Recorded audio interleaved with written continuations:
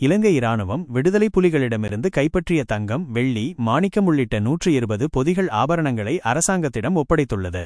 சட்டமா அதிபரின் அறிவுறுத்தலின்படி போலீஸ் பாதுகாப்புடன் இவை மாணிக்க மற்றும் ஆபரண அதிகார சபையால் பரிசோதிக்கப்பட்டு மத்திய வங்கியிடம் ஒப்படைக்கப்படும். பரிசோதனைக்குப் பிறகு அவற்றின் மதிப்பு ஊடகங்களுக்கு தெரிவிக்கப்படும். உரிமையாளர்கள் அடையாளம் காணப்பட்டால் பொருட்கள் திரும்ப ஒப்படைக்கப்படும் என்ற பதில் போலீஸ் மா அதிபர் கூறினார்.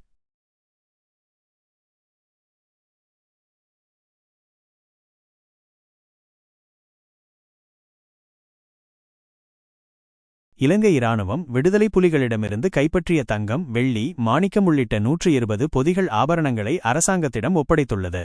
சட்டமா அதிபரின் அறிவுறுத்தலின்படி போலீஸ் பாதுகாப்புடன் இவை மாணிக்க மற்றும் ஆபரண அதிகார சபையால் பரிசோதிக்கப்பட்டு மத்திய வங்கியிடம் ஒப்படைக்கப்படும். பரிசோதனைக்குப் பிறகு அவற்றின் மதிப்பு ஊடகங்களுக்கு தெரிவிக்கப்படும். உரிமையாளர்கள் அடையாளம் காணப்பட்டால் பொருட்கள் திரும்ப ஒப்படைக்கப்படும் என்ற பதில் போலீஸ் மா அதிபர் கூறினார்.